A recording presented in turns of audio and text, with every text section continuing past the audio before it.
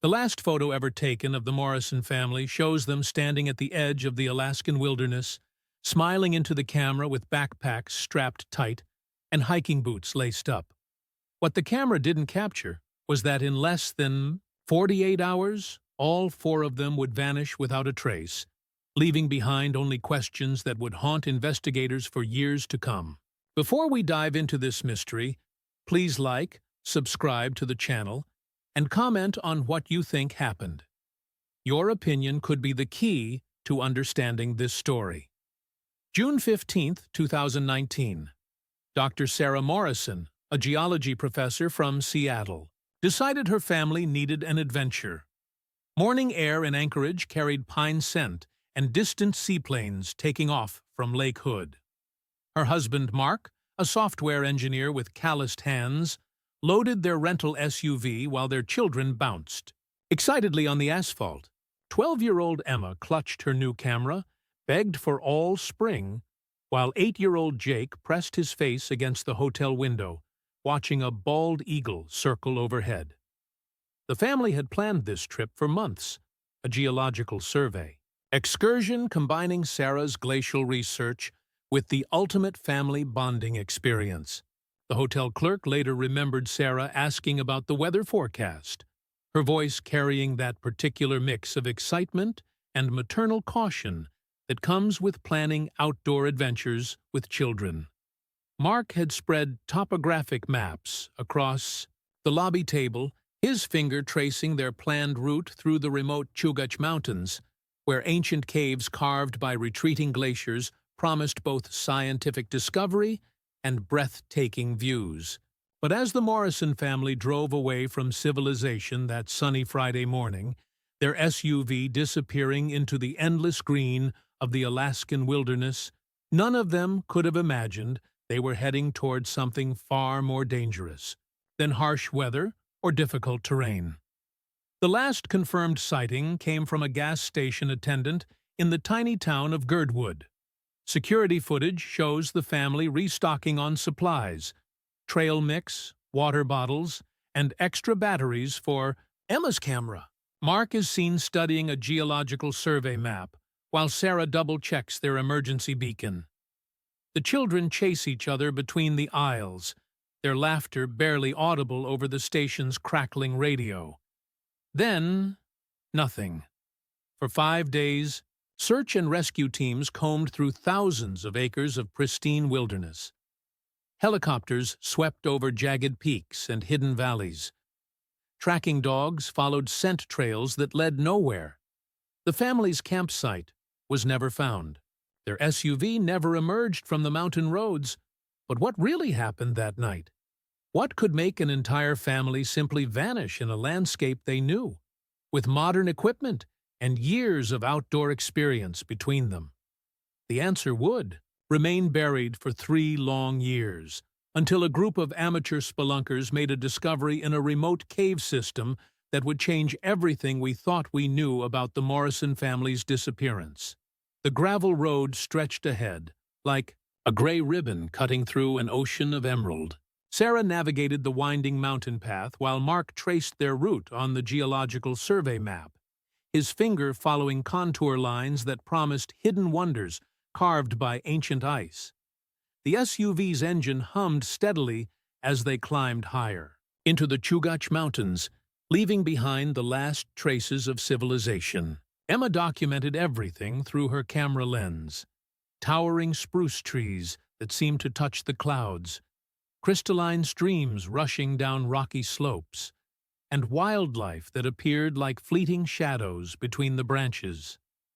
Jake pressed toy, soldiers against the window, creating epic battles across the glass, while snow-capped peaks reflected in his wide eyes. The air grew thinner and colder as they ascended. Sarah cracked the windows slightly, letting the wilderness breathe into their vehicle.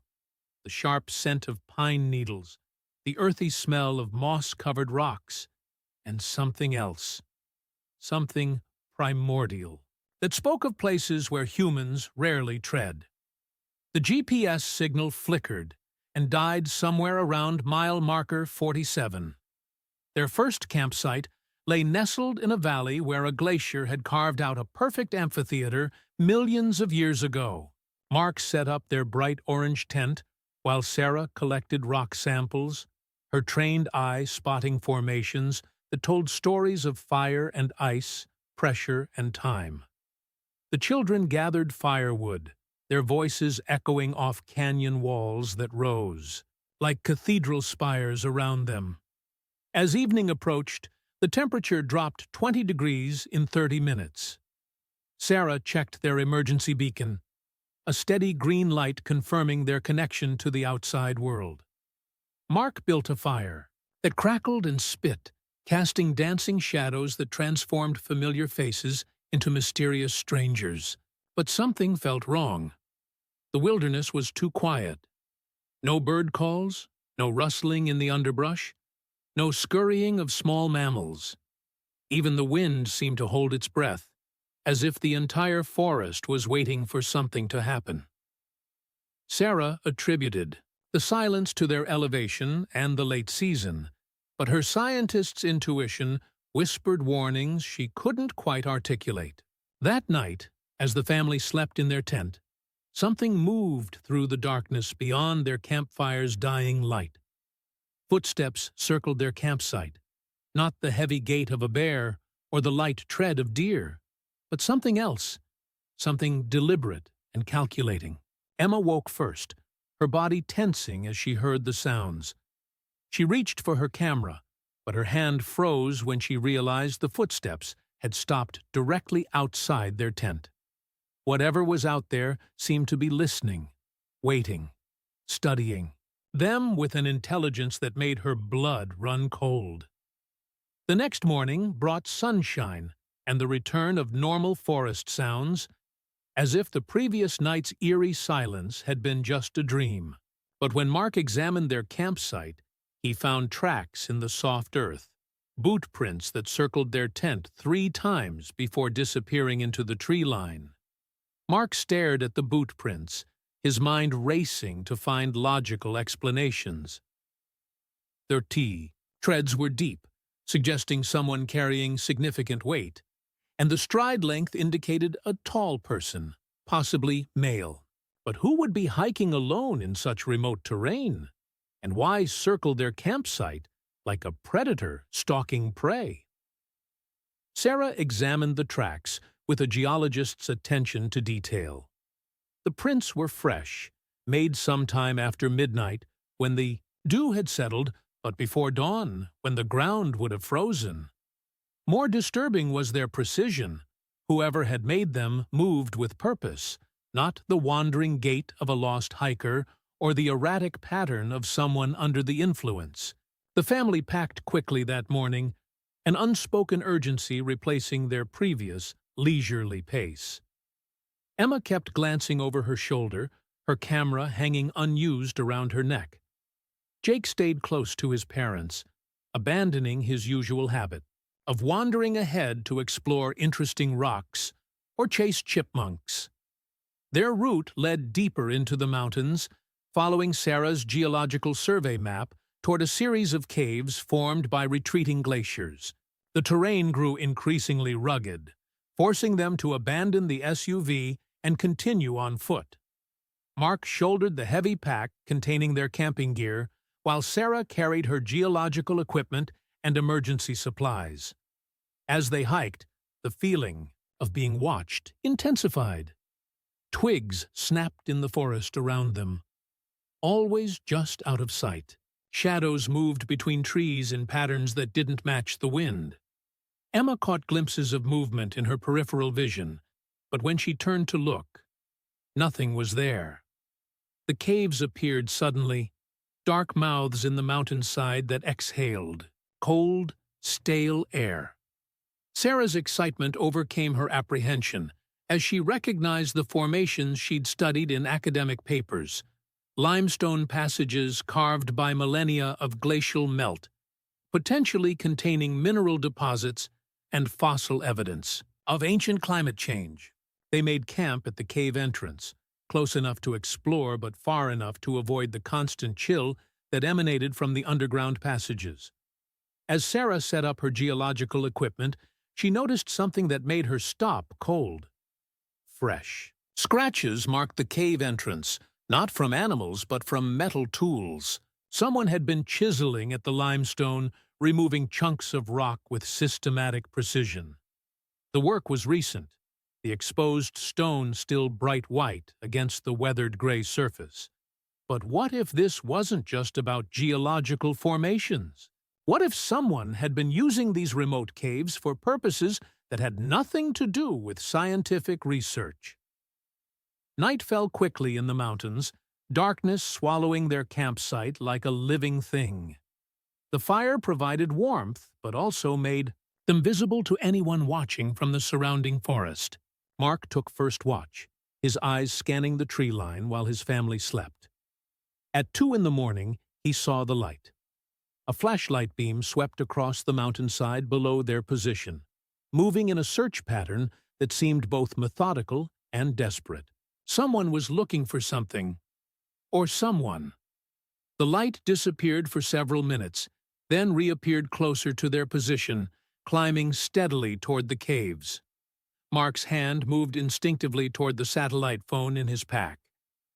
Mark's fingers fumbled with the satellite phone as the mysterious light continued its ascent toward their position. The device powered on with a soft beep that seemed to echo through the mountain silence like a gunshot. He pressed the emergency contact button, waiting for the familiar chirp that would confirm connection to the rescue services. Nothing. The phone's display showed full battery, but no signal bars. Impossible. These devices were designed to work anywhere on Earth with a clear view of the sky, and the star-filled expanse above offered perfect satellite visibility. Mark moved away from the cave entrance, holding the phone at different angles, desperate for even the weakest connection. The climbing light had stopped moving. Whoever was down there had heard the phone's start-up sound and was now listening, waiting, planning their next move. Mark felt the weight of his family's safety pressing down on him as he made a decision that would haunt investigators for years to come. He woke Sarah with a gentle shake, pressing his finger to her lips before she could speak. Her eyes went wide as he pointed toward the valley below, where the light had resumed its steady climb. They had perhaps 30 minutes before their unknown visitor reached the caves. Sarah's scientific mind immediately grasped their predicament. The cave system behind them extended deep into the mountain. Her preliminary survey suggested passages that could stretch for miles underground. They could hide in the limestone corridors, but they could also become trapped in a maze of tunnels with no way out. The emergency beacon still showed green, its steady pulse supposedly transmitting their location to monitoring stations hundreds of miles away. But if their satellite phone couldn't connect, was the beacon actually sending anything? Or had someone found a way to block their signals while leaving the devices displaying false indicators of connectivity? Mark gathered their essential supplies while Sarah woke the children. Emma's camera captured one final image of their campsite. Sleeping bags hastily stuffed into packs, the dying campfire casting long shadows, and her father's face tight with fear as he shouldered their survival gear. They entered the cave just as voices echoed up from the valley below. Not one person, but several. Their words unintelligible, but their tone urgent. Flashlight beams swept the mountainside in coordinated patterns, a search grid that spoke of military or law enforcement training. The cave passage stretched ahead into absolute darkness, the sound of their footsteps muffled by centuries of accumulated limestone dust. Sarah's headlamp revealed smooth walls carved by ancient water flow, creating natural corridors that branched and divided like blood vessels through the mountain's heart. Behind them, lights appeared at the cave entrance. "Hello?" the voice carried, clearly through the passages, professionally calm, but with an undertone that made Sarah's maternal instincts scream danger. "We know you're in there. We're here to help." But help with what? And why were these supposed rescuers carrying what sounded like multiple radios crackling with coded communications? The Morrison family pressed deeper into the mountain, following passages that seemed to lead toward the Earth's core. With each step, they moved further from any hope of rescue, but also further from the growing certainty that whoever was pursuing them through the Alaskan wilderness had no intention of letting them return home to tell what they'd seen. Behind them, the voices multiplied, and the systematic search of the cave system began. The cave system proved far more extensive than Sarah's geological surveys had indicated.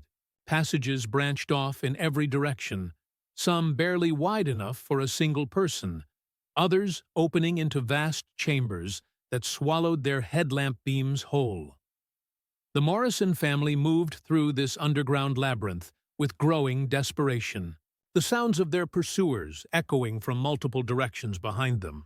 Emma's camera flash occasionally illuminated their surroundings, revealing limestone formations that had taken millennia to form, but also something far more disturbing. Fresh scratches marked the cave walls at regular intervals, not natural erosion, but deliberate carving. Someone had been mapping these passages, leaving coded marks that suggested extensive exploration and documentation. The air grew warmer as they descended, carrying scents that didn't belong in a natural cave system. Chemical odors mixed with the earthy smell of limestone, industrial solvents, fuel, and something else that made Sarah's geology training sound alarm bells in her mind. These caves were being used for activities that required sophisticated equipment and regular human presence. Jake stumbled over something metallic in the darkness. Mark's headlamp revealed a length of heavy-duty electrical cable, professionally installed with mounting hardware drilled directly into the cave wall. The cable ran along the passage floor, disappearing into the depths ahead of them and suggesting a power source somewhere in the underground network. But what could possibly require electrical power in these remote mountain caves? And how had someone managed to install such infrastructure without any record in the geological surveys that Sarah had studied for months? The family followed the E-Twaify cable, reasoning that it might lead to an exit, or at least explain what they'd inadvertently discovered. The passages gradually widened and the air circulation improved, suggesting they were approaching a large chamber, or possibly another entrance to the surface. Behind them, radio chatter grew more frequent. Their pursuers had split into teams, conducting a systematic search that indicated intimate knowledge of the cave layout. These weren't random hikers or even conventional rescue workers. They moved with the precision of people who'd spent considerable time learning every twist and turn of the underground passages. The cable led to a massive natural chamber where Sarah's geological training couldn't explain what she was seeing. Banks of electronic equipment lined the walls, powered by generators that hummed quietly in the mountain silence. Computer monitors displayed data streams and satellite imagery, while radio equipment maintained connections to the outside world that the Morrison family's devices couldn't access. This was no simple cave system.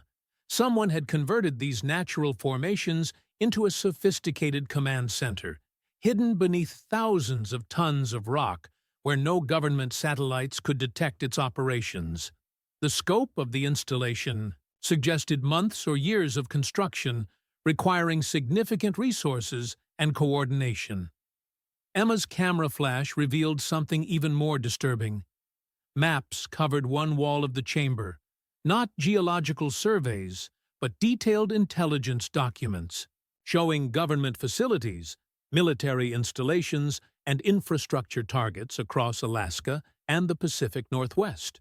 Red pins marked specific locations, while handwritten notes in multiple languages filled the margins.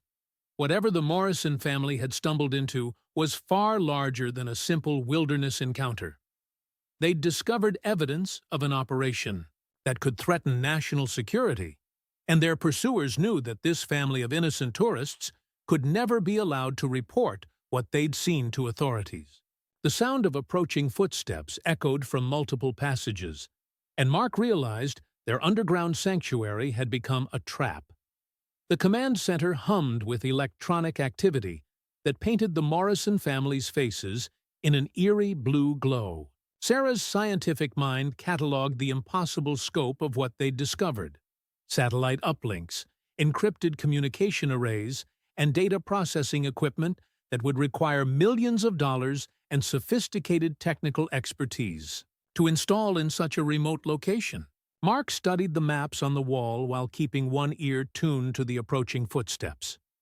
The red pins formed patterns that chilled him to the bone. Critical infrastructure points, military communications hubs, and civilian airports arranged in configurations that suggested coordinated attacks rather than random targeting. This wasn't the work of amateur extremists, but a professional operation with resources that rivaled government agencies. Emma's camera automatically saved each flash photograph to its memory card, unknowingly documenting evidence that could expose an entire network of operatives. Her young eyes focused on details the adults missed: faces in group photographs pinned beside the maps, license plate numbers written on sticky notes, and shipping manifests that revealed supply chains stretching from Alaska to Eastern Europe.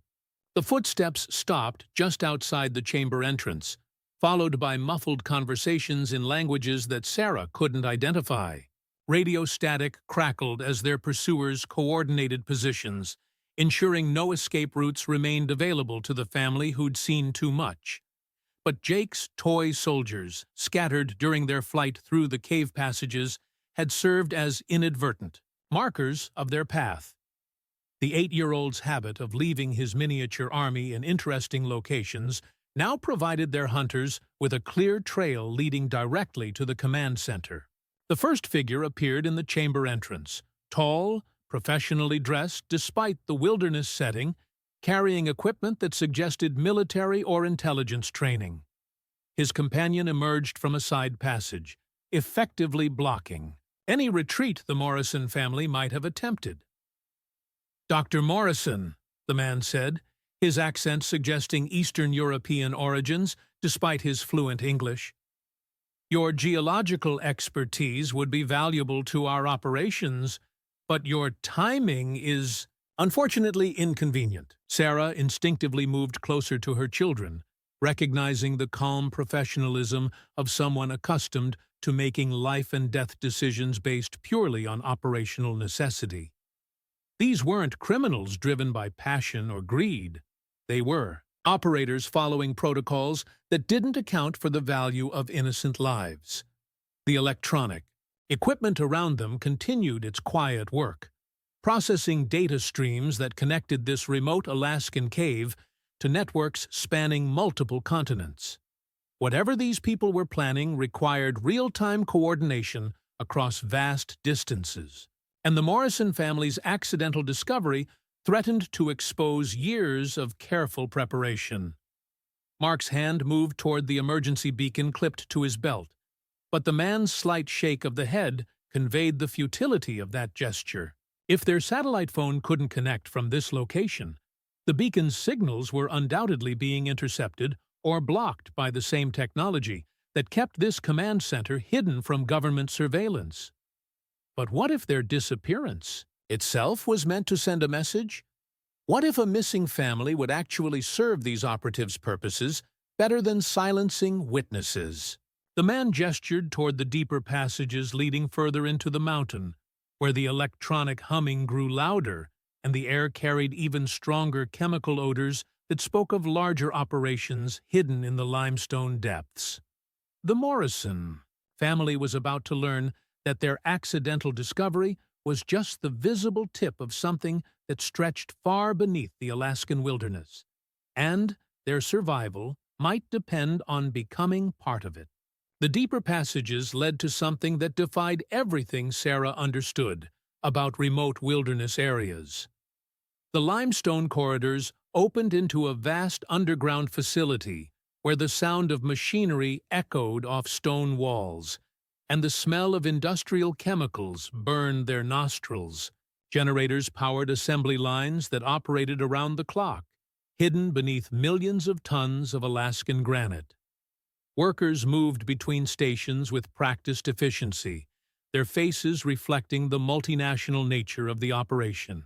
Sarah heard conversations in Russian, Mandarin, and Arabic as technicians assembled electronic devices that her engineering husband recognized as sophisticated surveillance equipment. This wasn't just a command center, it was a manufacturing facility producing technology designed to infiltrate and monitor American infrastructure. Emma's camera hung silent around her neck, its memory card full of evidence that could expose an operation spanning multiple countries and years of preparation. The 8-gigabyte storage contained photographs that intelligence agencies would kill for, detailed documentation of foreign operatives, manufacturing processes, and distribution networks hidden beneath American soil. The family was escorted past production lines where workers assembled devices designed to look like ordinary infrastructure components. Traffic light controllers, power grid monitoring systems, and communication relay boxes that could be installed in plain sight without arousing suspicion. Each device contained back doors that would allow remote access to critical American systems. But the scope of the operation became clear when they reached the shipping area. Pallets of finished products awaited transport through passages that connected to natural cave systems extending hundreds of miles underground. The logistics required to move these devices from this remote facility to their final destinations suggested coordination with transportation networks, corrupt officials, and sleeper agents positioned throughout the Pacific Northwest. Jake's toy soldiers, retrieved by their captors, now seemed prophetic. The boy had been playing war games while his family walked unknowingly into the middle of an actual military operation designed to compromise American national security from within.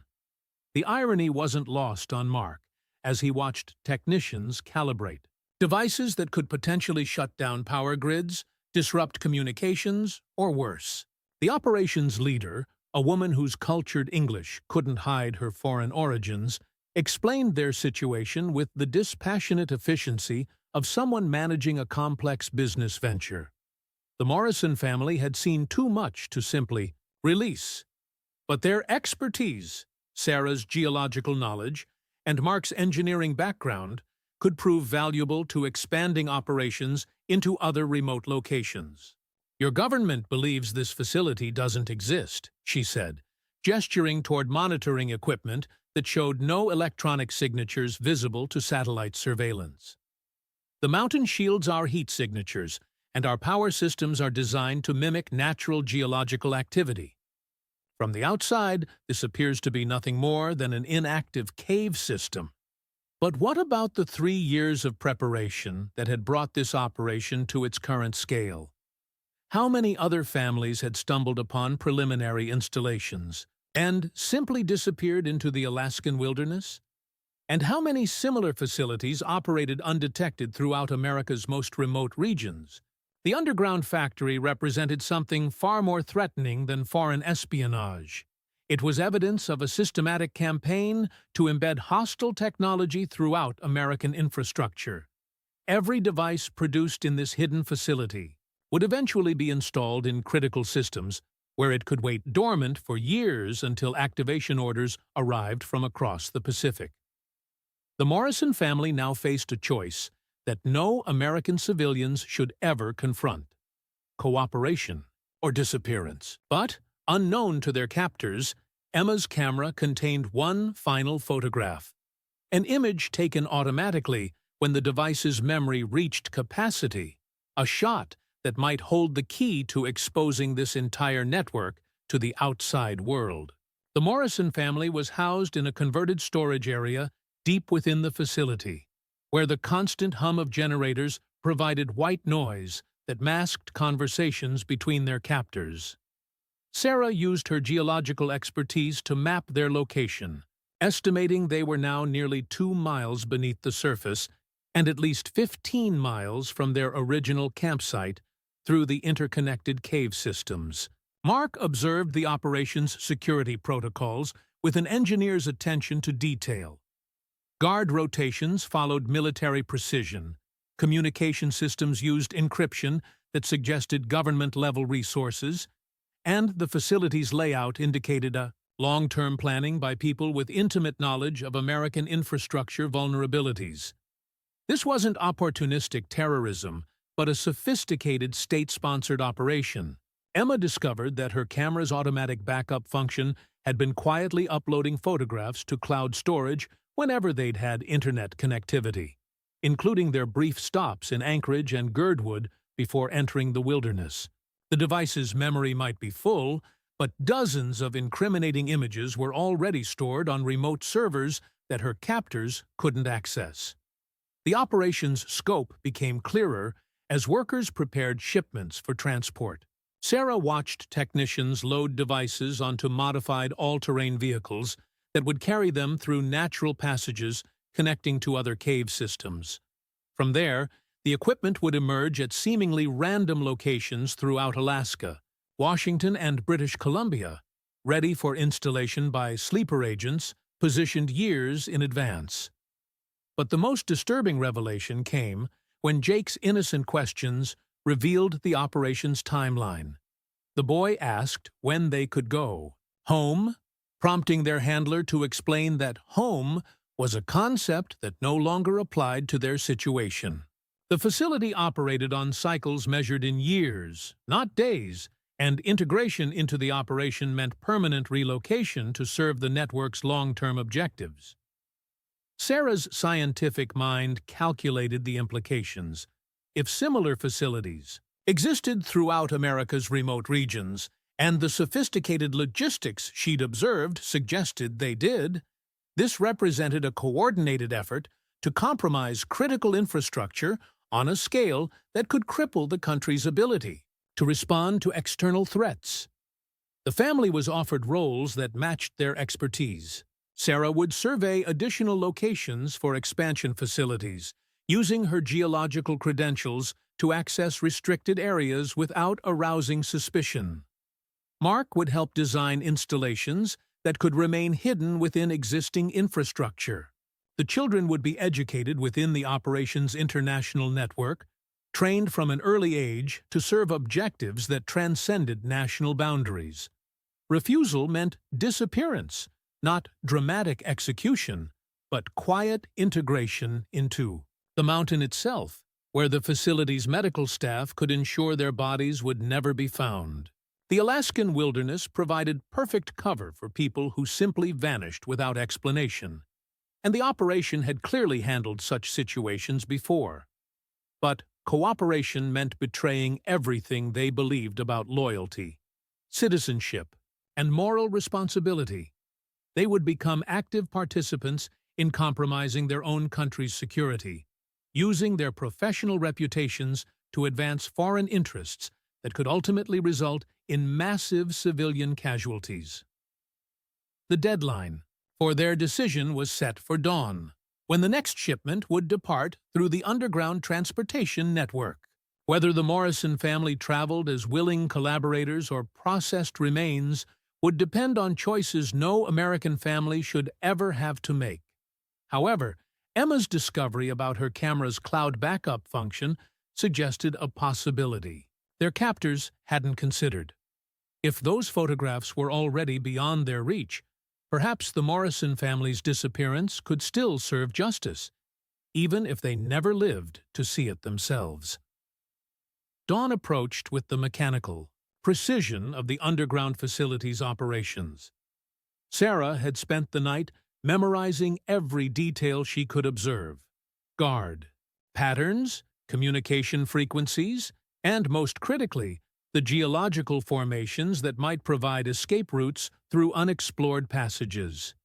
Her years of cave research had taught her to read limestone formations like a roadmap, identifying natural corridors that might not appear on the facility's security systems. Mark used his engineering background to study the power distribution systems, noting that the generators operated in redundant pairs to maintain critical operations. A coordinated disruption could create windows of darkness that might provide opportunities for movement, though the facility's backup systems would restore power within minutes. Emma made a discovery that changed everything. Her camera's LCD screen had developed a crack during their underground journey, but the damage revealed internal circuitry she'd never noticed before.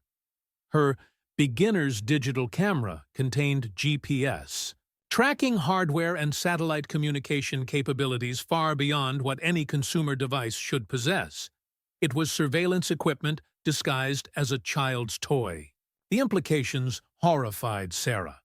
If Emma's camera was actually monitoring equipment, their family vacation had been under surveillance from the beginning. Their choice of destinations, camping locations, and hiking routes had all been tracked by someone with access to sophisticated intelligence resources. The Morrison family hadn't accidentally discovered this operation. They'd been deliberately guided to it. But by whom? And for what purpose? Jake's toy soldiers provided the final piece of the puzzle. Hidden among the miniature army figures was a single soldier that differed from the others, slightly heavier, with a small antenna barely visible beneath its helmet. The toy contained a GPS beacon that had been transmitting their exact coordinates throughout their Alaskan adventure. The Morrison family realized they'd been unwitting participants in a larger game. Someone had wanted them to discover this facility, perhaps as part of an ongoing intelligence operation to expose the network. Their role as innocent tourists provided perfect cover for someone else's surveillance objectives, but now they were expendable witnesses to activities that could never be officially acknowledged. The facility's morning shift change created the opportunity Sarah had been planning for. During the 15-minute transition between guard teams, she led her family toward passages that her geological expertise suggested might connect to unexplored sections of the cave system. Her headlamp revealed formations that indicated water flow from surface sources, potential routes to the outside world. But their escape attempt triggered security systems that illuminated the facility with emergency lighting. Alarms echoed through limestone corridors as armed teams mobilized to prevent any information about the operation from reaching the outside world. The Morrison family had perhaps minutes before sophisticated tracking equipment would locate them in the underground maze. Emma's sabotaged camera sparked and died as they fled, its final transmission uploading their precise coordinates to recipients unknown. Whether those coordinates would bring rescue or simply confirm the family's final location for their captors remained to be seen. The limestone passages ahead stretched into absolute darkness, offering either salvation or a tomb deep beneath the Alaskan wilderness. Behind them, the sounds of pursuit echoed with the mechanical efficiency of an operation that had clearly handled escaped witnesses before. But what if their disappearance was actually the intended outcome all along? What if someone had orchestrated these events knowing that a missing American family would eventually prompt investigations that could expose the entire network? The Morrison family pressed deeper into the mountain, carrying with them evidence that could change the course of American national security if they survived long enough to deliver it. 3 years after the Morrison family vanished, FBI Special Agent Rachel Torres received a case file that would consume the remainder of her career. The missing persons report had been buried beneath bureaucratic indifference until a routine audit of unsolved cases flagged unusual patterns in the family's last known activities, credit card purchases that suggested surveillance, GPS data that indicated coordinated tracking, and communication records that revealed contact with federal agencies no civilian family should ever encounter. Torres discovered that Dr. Sarah Morrison had been recruited 6 months before the Alaska trip by someone claiming to represent a geological survey contract with the Department of Interior. The recruitment had been subtle: research opportunities, funding for her academic work, and eventually an invitation to conduct preliminary surveys in remote Alaskan locations that coincidentally overlapped with suspected foreign intelligence activities. Mark Morrison's engineering background had also attracted attention from unknown parties. His expertise in power grid systems and communication infrastructure made him valuable for identifying vulnerabilities that hostile agencies might exploit. The job offers and consulting opportunities that had preceded their Alaska vacation were all traced to shell companies with connections to intelligence operations. But the most disturbing revelation came from analyzing Emma's social media activity. The 12-year-old's innocent posts about her new camera had been systematically monitored by algorithms designed to identify surveillance opportunities. Her family's vacation plans, shared through seemingly private messages, had been tracked and analyzed to predict their exact movements through the Alaskan wilderness. The Morrison family hadn't stumbled accidentally into a foreign intelligence operation. They'd been selected, groomed, and guided into position to serve as unwitting reconnaissance assets for American intelligence agencies investigating suspected, hostile activities in remote areas. Their disappearance had been an acceptable loss in a larger operation designed to expose enemy networks operating on American soil. Torres's investigation revealed the existence of a classified program that used civilian families as intelligence assets, placing them in situations where their apparent innocence would allow access to areas and activities that professional agents couldn't approach without triggering security protocols. The Morrison family had been sacrificed to gather evidence about foreign operations that couldn't be obtained through conventional surveillance methods. The cave system where they'd disappeared had been under observation for 2 years before the family's arrival. Satellite imagery showed heat signatures consistent with underground installations, but legal restrictions prevented direct investigation without evidence of specific threats to national security. The Morrison family's accidental discovery provided the justification needed to authorize more aggressive intelligence gathering. But the operation had failed catastrophically. Instead of providing intelligence about foreign activities, the family had vanished along with any evidence they might have collected. The hostile facility had apparently detected the surveillance operation and eliminated all witnesses before they could report their discoveries to their American handlers. Torres realized that her investigation was uncovering evidence of intelligence operations that operated outside congressional oversight and constitutional protections. American citizens were being used as expendable assets in conflicts they didn't understand, sacrificed for national security objectives that couldn't be publicly acknowledged. The Morrison family's disappearance represented more than a tragic intelligence failure.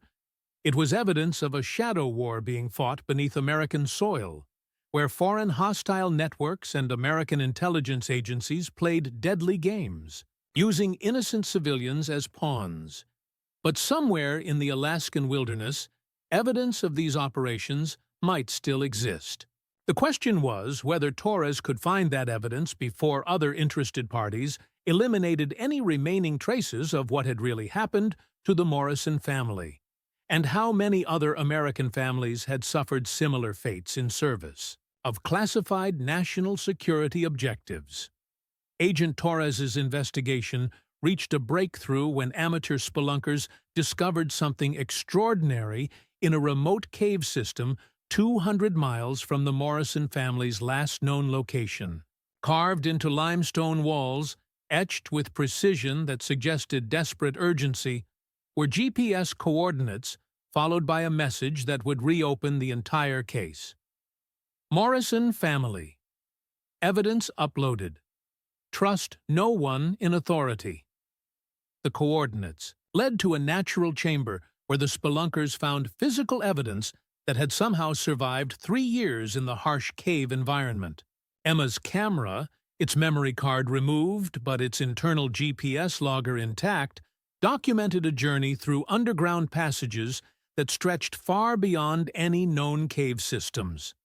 The device's final entries showed locations that couldn't be reached through any mapped routes. More disturbing were the items carefully preserved in sealed containers. USB drives containing encrypted files, geological samples that didn't match any known Alaskan formations, and photographs printed on paper that showed industrial installations existing where satellite imagery revealed only wilderness. Someone had gone to extraordinary lengths to ensure this evidence would eventually be discovered by people outside whatever compromised agencies had originally been involved. Torres realized the cave coordinates had been carved by someone with intimate knowledge of search and rescue protocols. The location was precisely positioned where routine cave surveys would eventually discover it, but far enough from the original search area to avoid immediate detection by parties who might want to suppress the evidence. The encrypted files required significant technical resources to decode, but when Torres finally accessed their contents, she discovered documentation of an intelligence operation far more extensive than she'd imagined. The Morrison family had been one of dozens of civilian families used as unwitting assets in a program designed to identify and infiltrate foreign intelligence installations throughout America's remote regions. But the most shocking revelation was the identity of the operations coordinator. The carved message's warning to trust no one in authority proved prophetic when Torres discovered that her own supervisor had been coordinating with the parties responsible for the Morrison family's disappearance. The FBI investigation had been compromised from the beginning, designed to contain rather than expose the truth about classified operations using American civilians as expendable intelligence assets. The geological samples told a story that Sarah Morrison's expertise had allowed her to document even while fleeing for her life. The limestone formations contained mineral compositions that indicated artificial modification, evidence of extensive excavation and construction hidden beneath. The Alaskan wilderness. Chemical residues suggested industrial activities that required sophisticated ventilation and waste disposal systems. Emma's cloud-uploaded photographs, finally accessed through legal channels that bypassed her supervisor's interference, revealed the full scope of what the Morrison family had discovered. The images showed manufacturing facilities, weapons stockpiles, and communication equipment that connected hostile foreign operations directly to American infrastructure targets. But the most damning evidence was a handwritten journal that Sarah had kept during their captivity.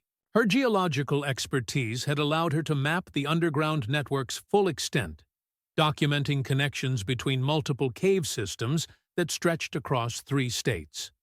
The facility they'd discovered was just one node in a network designed to compromise American national security from within. Torres realized that the coordinates carved into the cave wall represented more than just evidence. They were Sarah Morrison's final act of defiance against the forces that had manipulated her family into an impossible situation.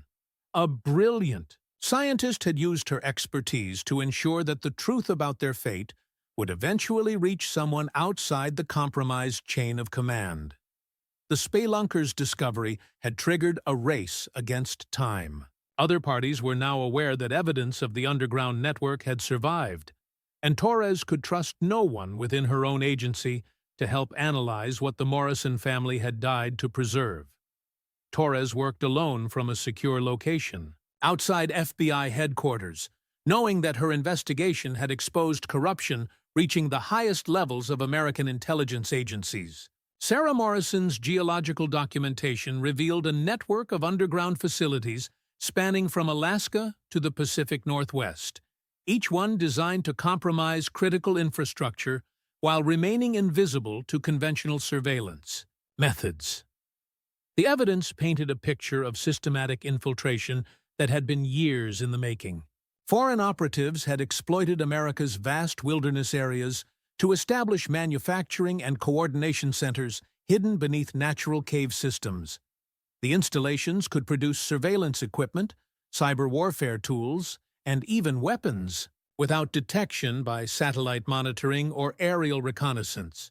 But the most disturbing revelation was how American intelligence agencies had responded to initial discoveries of these facilities. Rather than conducting proper investigations through legal channels, classified programs had been established to use civilian families as expendable reconnaissance assets. The Morrison family had been sacrificed to gather intelligence that conventional methods couldn't obtain. Torres's analysis of Emma's photographs revealed the sophisticated nature of the underground operations. The facilities contained equipment for manufacturing devices designed to look identical to American infrastructure components: traffic controllers, power grid monitors, and communication systems that could be installed throughout the country without arousing suspicion.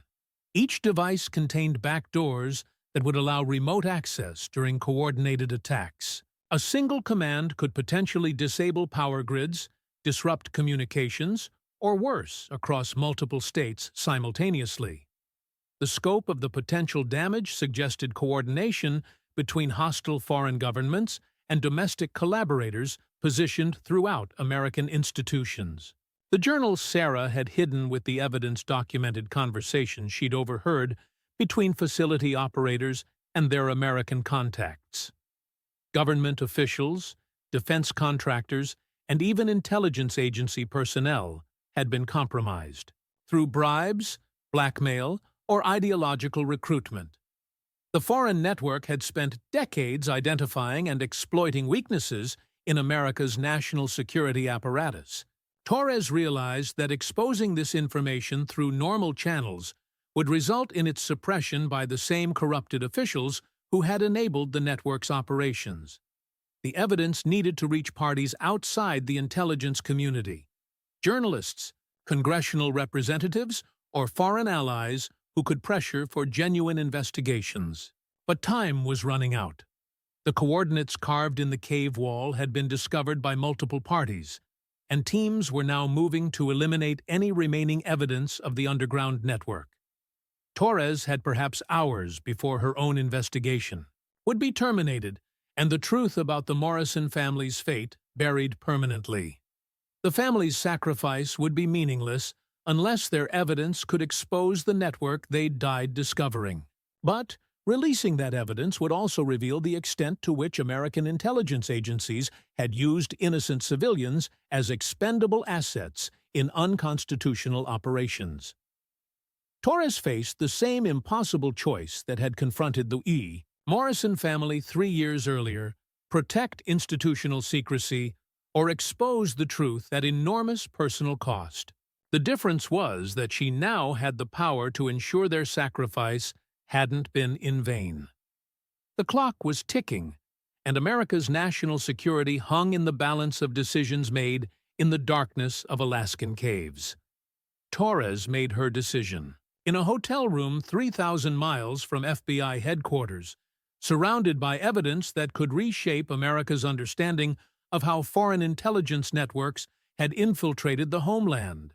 The Morrison family's sacrifice demanded action that transcended institutional loyalty and personal career considerations. She established secure communications with investigative journalists who specialized in national security reporting, providing them with encrypted copies of all evidence while simultaneously transmitting the information to congressional oversight committees that operated outside the compromised intelligence apparatus. The strategy ensured that suppressing the information would require coordination across multiple institutions that couldn't be easily controlled. The response was immediate and devastating. Within hours of the evidence's release, coordinated raids across 3 states targeted locations identified in Sarah Morrison's geological surveys. The underground facilities had been abandoned, but forensic evidence confirmed everything the family had documented during their final days: sophisticated manufacturing operations, communication systems connecting to hostile foreign networks, and evidence of American officials' complicity in compromising national security. But Torres's investigation had triggered something she hadn't anticipated. The network's exposure prompted activation of devices that had already been installed throughout American infrastructure over the previous 3 years. Power grids experienced coordinated failures, communication systems suffered mysterious disruptions, and transportation networks faced cyber attacks that paralyzed entire regions. The Morrison family's discovery had come too late to prevent the network's primary objectives from being achieved. The underground facilities had been manufacturing and distributing infiltration devices for years before the family's ill-fated vacation had exposed their operations. The damage was already embedded within America's critical systems, waiting for activation commands that had apparently been triggered by the network's exposure. Torres realized that Sarah Morrison's final message, "Trust no one in authority," reflected her understanding that the corruption extended far beyond the immediate operation. American intelligence agencies had been so thoroughly compromised that exposing the truth would paradoxically enable the network's final attacks on the systems. They'd spent years infiltrating. The family's evidence proved both salvation and catastrophe. Their sacrifice had exposed a threat to national security, but that exposure had also triggered the very attacks they'd died trying to prevent. The underground network had planned for eventual discovery, designing their operations to inflict maximum damage even after being revealed. Emergency response teams worked frantically to identify and disable compromised infrastructure components based on the Morrison family's documentation. Sarah's geological expertise had provided precise locations for the manufacturing facilities, while Emma's photographs offered technical specifications for the devices that had been distributed throughout the country. But the scope of the infiltration became clear as systems continued failing across the nation. The network had achieved strategic objectives that conventional military attacks could never have accomplished. The systematic compromise of America's technological infrastructure from within, using the country's own citizens as unwitting accomplices in their own vulnerability. The Morrison family had paid the ultimate price to expose this threat, but their evidence arrived too late to prevent its implementation. Their vacation in Alaska had uncovered a network that had already achieved its primary mission of positioning America for coordinated attacks that could be activated at will. Torres understood that the family's true legacy wasn't in preventing the attacks they'd discovered, but in providing the intelligence necessary to rebuild systems that could resist similar infiltration in the future. Their sacrifice had revealed vulnerabilities that would take years to address, but without their evidence, those vulnerabilities would have remained hidden until activation orders arrived from across the Pacific. 5 years after their disappearance, the Morrison family was posthumously awarded the Presidential Medal of Freedom in a classified ceremony that the public would never learn about. Agent Torres stood alone in a secure briefing room as classified. Documents detailed how their sacrifice had prevented a coordinated attack that could have crippled America's infrastructure for decades.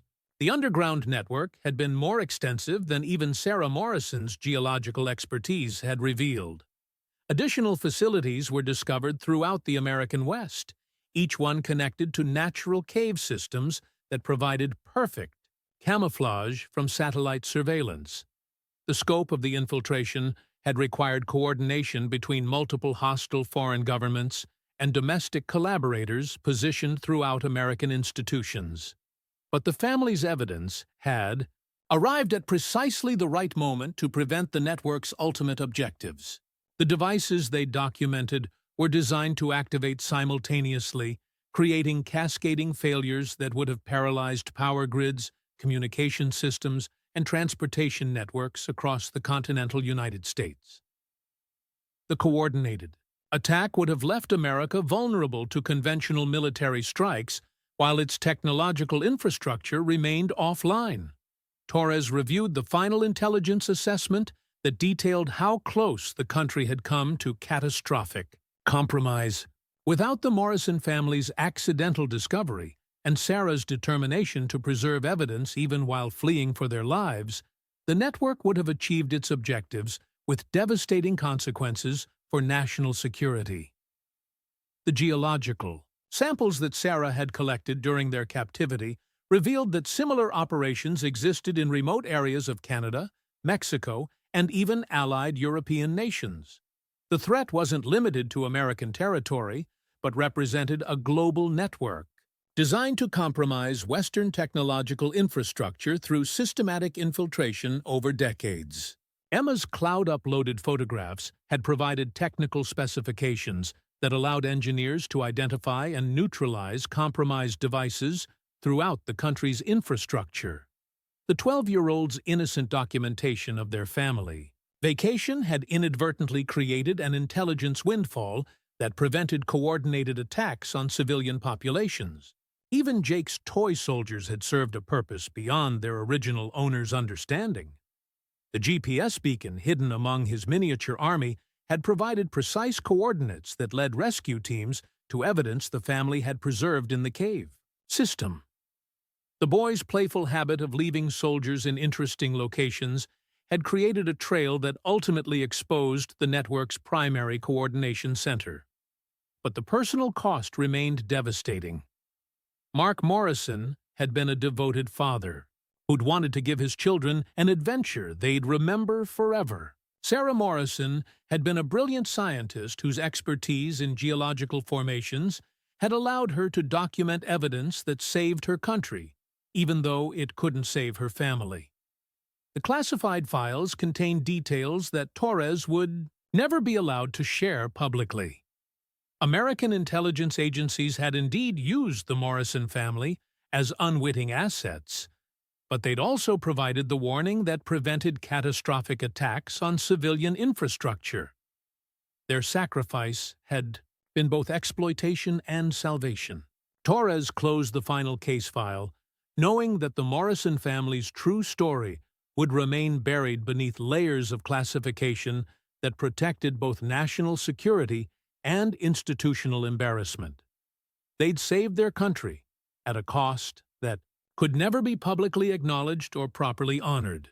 The Alaskan wilderness kept their physical remains, but their legacy lived in strengthened security protocols, reformed intelligence oversight, and infrastructure systems designed to resist the kind of infiltration they died exposing.